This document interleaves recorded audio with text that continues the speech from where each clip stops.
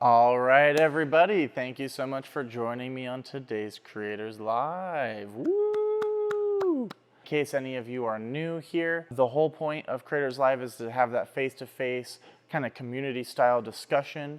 And if you got your camera on, makes that conversation a little bit easier, puts face-to-face rather than just me speaking to a bunch of names. It helps me out, helps me to kind of associate you guys with your names and with your businesses, and makes everybody feel like people rather than just emails and phone numbers. So we're just going to go ahead and get right into it. Today we're talking about Omni DTF. We have a little bit more pointed of a technique which I find is not talked about enough, and it can help to extend the lifespan of your pump.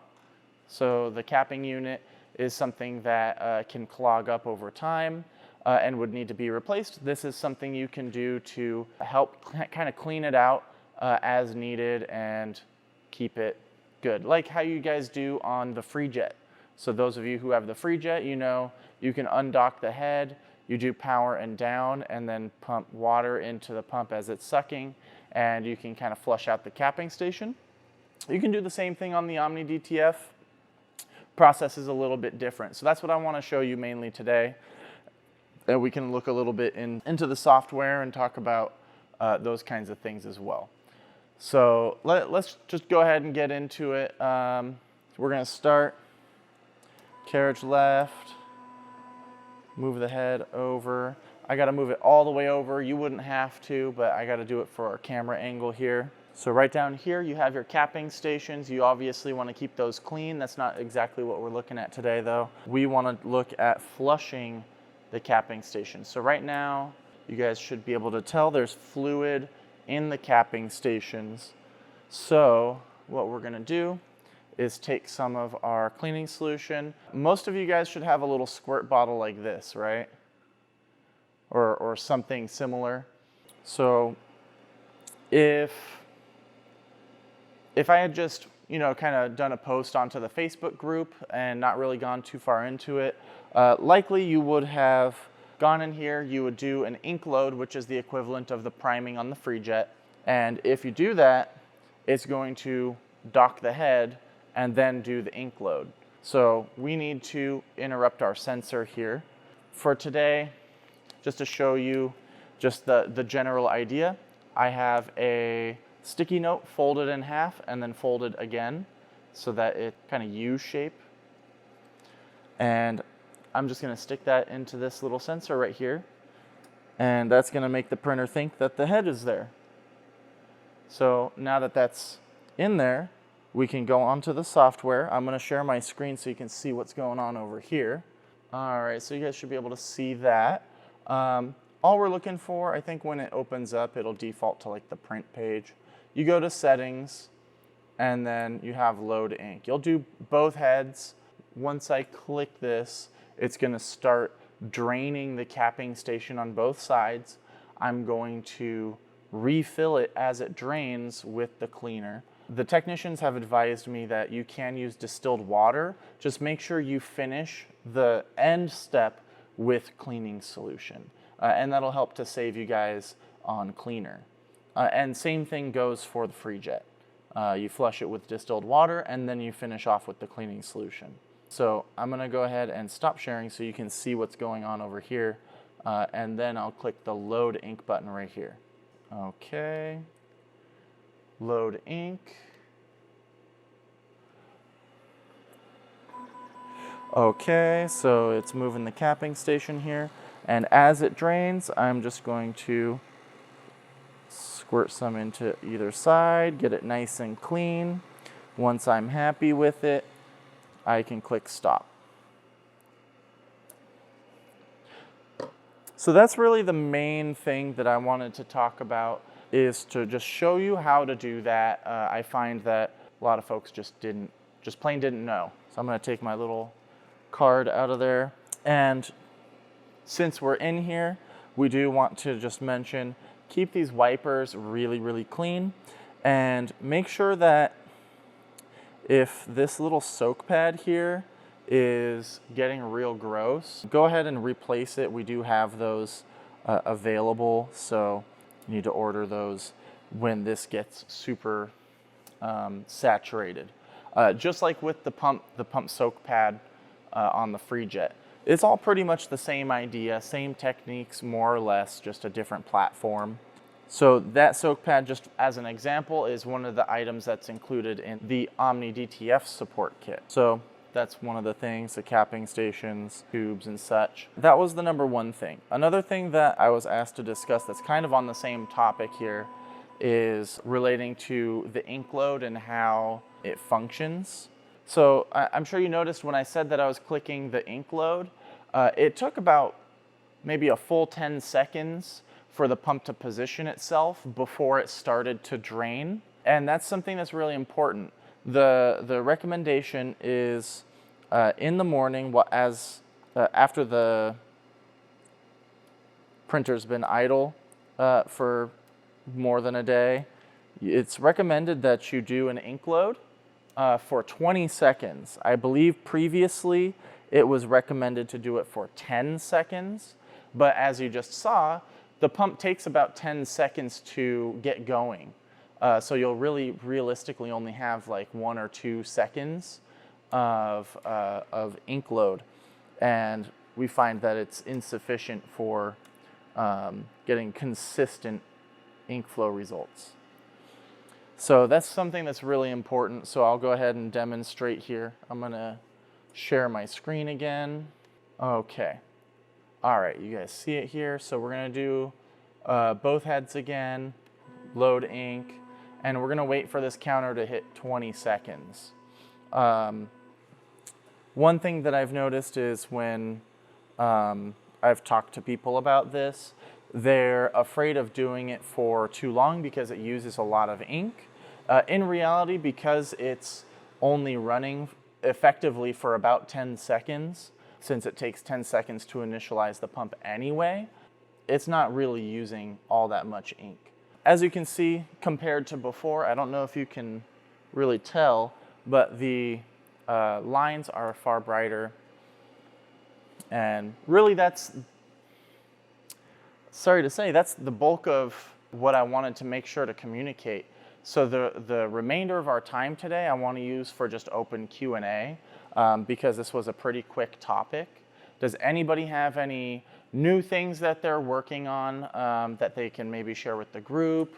I actually heard about one here. If nobody has anything, I can share one. Victor looks like he was gonna say something. No, just putting your hand up to rest it. One thing I heard about that you guys might find interesting is combining DTF with embroidery for patches. So what I've seen, I just saw an example here a little while ago. We had a client in here who shared a photo with me. He did DTF transfers on his Omni DTF, and when it was finished, he went and transferred it onto that patch material, and they did embroidery around the edges to make a full color patch. I suppose, based on what he was telling me, that's typically done with sublimation. Have you guys done patches like that before? Or is this like something totally new to you guys? So actually I'm surprised, Michael, you guys haven't done that, because that seems like it's totally in your guys' wheelhouse. So maybe that's something to try out. Benny, you have a question? No, they do have Adobe plugins where you could create that embroidery look. Yeah. So, I mean, yeah, so there's plugins you could use on Photoshop. I don't know if they have it in any Illustrator, but in Photoshop there is. Yeah, actually we did a session not too long ago about using AI to create graphics in the embroidery style. And yeah, like you said, you can do just the plugins to give it that style as well. In this case, the image was like a regular graphic. Let's just say it was like a camp logo, like for the Boy Scouts or something, full color. Would have been a nightmare to either embroider or screen it, and he needed to make a lot of them. So they opted for DTF because they needed to turn it around real quick, and they had the DTF printer running. produced all of them, transferred them on, and then just embroidered a little circle around the edge of the patch. And that was it. That was all she wrote. So just thought I'd share that with you guys too. As I come across new things, you guys, oh, yeah, there we go. Just like that. I have Corel Draw, so we just did the thing, digitized it, and just heat transferred the image on, and that was it. So the patch itself was already made. You just did the transfer and then slapped it in the middle? Yeah. It started out like that, just on the material first. Oh, okay. And then we just did the satin stitch afterwards. Nice. Okay, yeah, so you stitched around the edges after. Yeah. Cool. Yeah. Thank you for sharing. I really appreciate you showing us that. Looks like Victor's asking if that's a glue back. Yes. Nice. Michael, you have a question? Well, I got a comment. Okay. The other day, when I was using the DTF, my black line had a lot of bubbles in it, a lot of air bubbles in it. And I couldn't figure out why until I went around the back of the machine. The little hole in the top of the bottle was clogged. Oh, okay. So it was starting to suck the bottle in, and that's why I wasn't getting any black ink coming out. That'll do it. So that's actually going to be an important PSA. Here, let me grab one real quick. So for anyone who uses, we can even have this a blanket statement for everyone who uses bulk ink systems. The cap for your bottle will have a little air bleed hole. Don't let that get plugged up, because like Michael discovered, the bottle will pressurize and collapse under that pressure.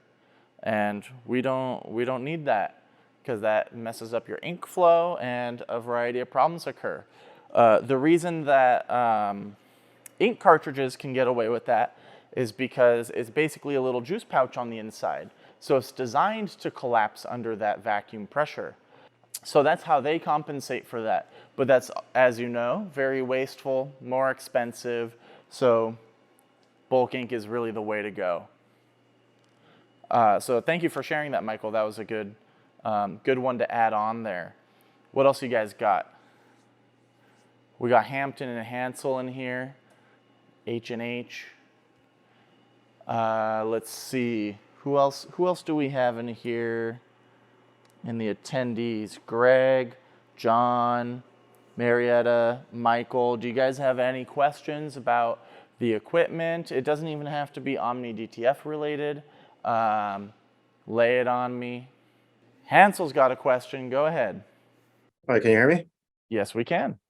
Okay. Sorry, I'm actually in the process of shutting my printer down for the day. But I did have a question. I had a small issue when I printed some transfers for a customer, and basically they said that after the first wash, I guess it cracked or like started peeling, or it didn't have the durability that it was supposed to. And I'm trying to figure out, because it hasn't really happened often, but I'm just figuring out at what part in the process does something like that happen, where like, you know, the durability goes down, and you know, what can I do to avoid, I guess, that situation happening? It has happened for stuff that I've made for myself too, but I'm still trying to figure out what or when did something go wrong. All right, so that's a good one to troubleshoot with the group, and I want to test some of these guys' knowledge a little bit. So Michael, Victor, you guys are my most seasoned Creators Live people. What do you think my first question is going to be to him? No, it's not the nozzle check. The print is washing poorly and, you know, giving poor results. Well, heat and pressure on curing it would probably be the first thing that I look at. Okay, so curing stats. Before that, I want to see, which printer do you have? Because that'll kind of determine which direction we look. Omni DTF. Omni DTF. Okay, so first step is to look at the oven and make sure that it's curing thoroughly while it's in there. So maybe the temperature is too low. Maybe you have a fan blowing directly into your oven area. or maybe there's some other factor that could be affecting the curing. What sort of environment do you have the printer in? Well, so I have it in a room. It's not necessarily a really big room. I could just turn the camera. I have the AC. I don't turn the AC on in here while I'm printing because I know that the AC is literally right next to the oven, so I don't want it to affect the prints. It'll be fighting it. I leave it off completely. It's like right here. Okay. So, got the printer and there's the AC by the window, but it's a fairly small room. Yeah, that's pretty compact.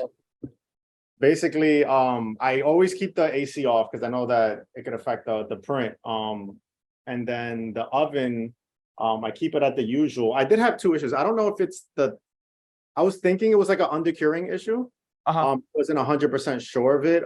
Because I had the printer set to, I believe during the training, the person in the training had their printer set to 170. Yeah. So I had mine set to 170. But I did notice very recently that when I do like I want to say a large file, but like a print file that just kind of just keeps going through, that's like long enough to feed all the way through. Yeah. I noticed that like around the edges of the print, it wasn't curing all the way in the time that I was in the oven. It's not always the case where I get a print file that's like, that big. So they usually do spend a little more time in the oven. So I was thinking of raising the temperature, but I just don't know what's appropriate or what's too much. And how to kind of troubleshoot that consistently to make sure that I'm doing it right every time. Okay. I would have you start out by just double checking that it's at the temperature it's supposed to be at. Get one of those laser temp readers. Okay. Get in there and make sure it's at the temperature it's intending to be at. Maybe one of the lamps burned out, or maybe it's just not hitting the temperature. I do see that you have your exhaust over top. I usually don't keep it over the top. I usually keep it right in the front. It was just. Oh, okay. So it's usually over here. It depends. Wherever the smoke is coming out the most from. Okay. Okay. So possibly you have that too high. It's going to basically create some excess airflow in there. Okay. And usually we'll see the symptom of that as the paper will burn because the airflow will trick the sensor into thinking it's cooler than it actually is in there. And then it'll up the temperature and burn the paper. But I could see it doing the reverse as well. So just check that. Try running it with this a little bit farther away. Yeah, I usually keep it in the front, like right in where above the powder, I guess. Okay. Right above the powder, right here. Yeah, like where yours is, yeah. Cool. Okay. Let's see, other factors. If you want to rule out curing in general, maybe it's just transfer time. After you've taken it off of the roll, once it's finished with the printer and the oven, take it over to your heat press and hover it like what we do to cure it with the free jet. So you're going to hover it on the heat press, do it an extra minute at 320. And if that one performs better than another one of the same kind that you did in the same batch, then okay, it is under curing and we need to play with the settings and make sure that this is fully functional. Got it. Okay. I don't know. So somebody else raised their hand. I don't know if they had something to say. Benny, did you have something to add? No, I just wanted to know if you have samples of overcured and undercured film. And not handy. They all pretty much will look the look same. You'll notice it after wash. I'll see what I can do about getting some examples made. I'll send some through here and just absolutely burn it. I'll send one through way too fast that's undercured and transfer it. And I'll get you guys some examples. That's a good idea. It feels like powdery on the back if it's undercured. Overcured, I haven't really experienced that or know what it looks like.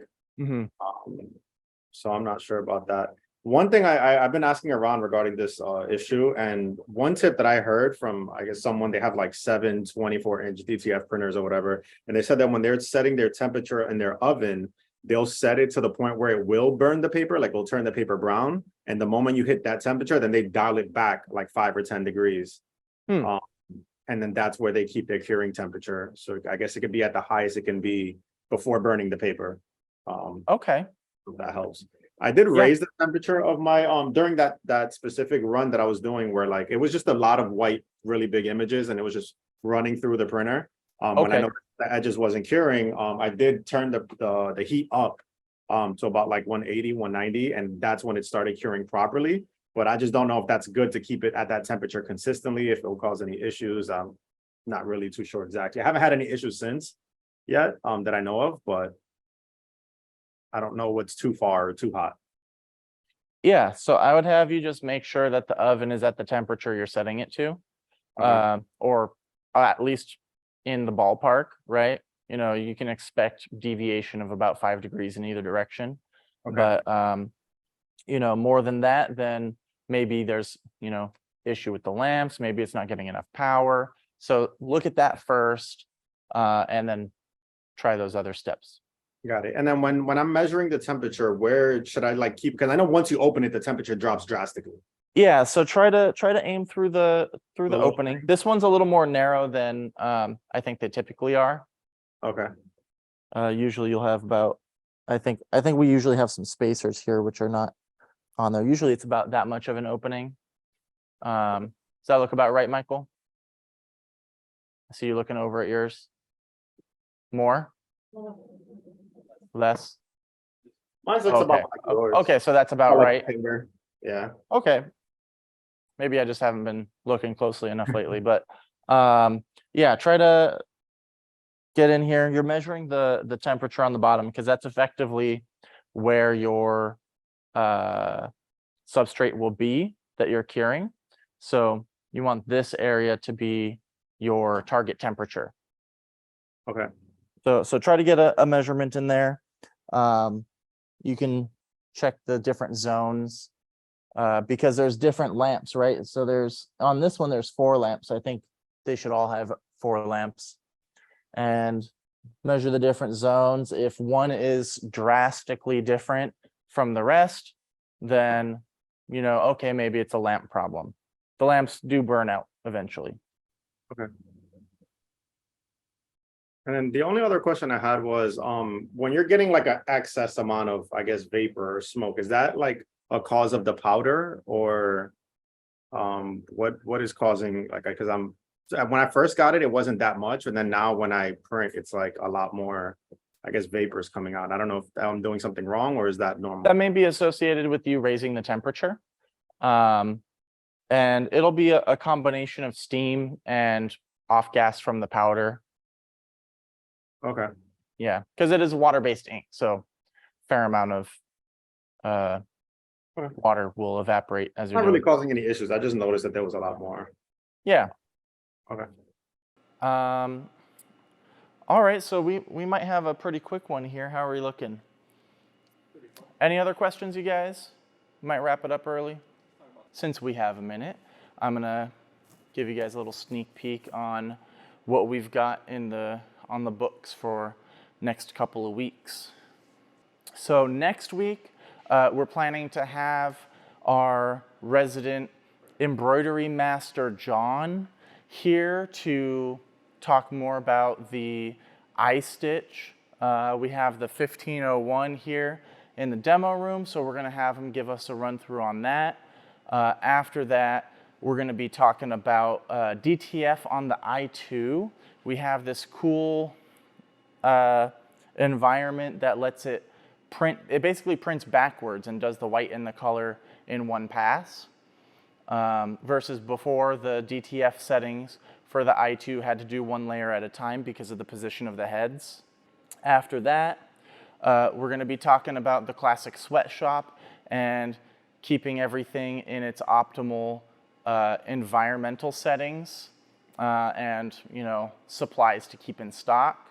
We've got shoes. We're going to do some more shoe stuff, DTG versus DTF, and see what's going to be more practical in the long run.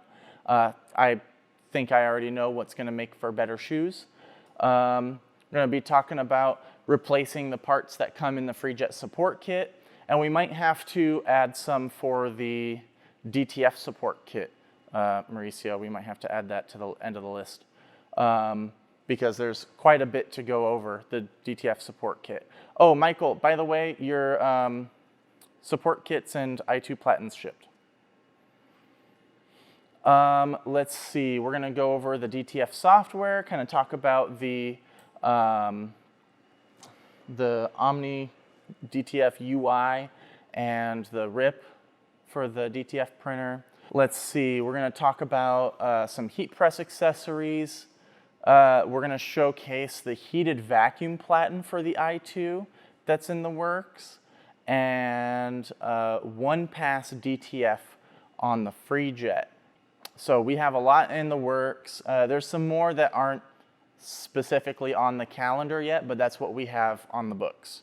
So you can look forward to that, and put into the chat for us what you guys want to see. Victor says ETA on one pass DTF on FreeJet. So right now we have that one at the end of the schedule, but I believe that should be available now. I'm not 100% sure on the details quite yet, since it's a little bit far out. I haven't collected the information I need. Move up to the second. Maybe. I got to work out the details for that one first. I don't have them all yet, but I'll keep you guys appraised.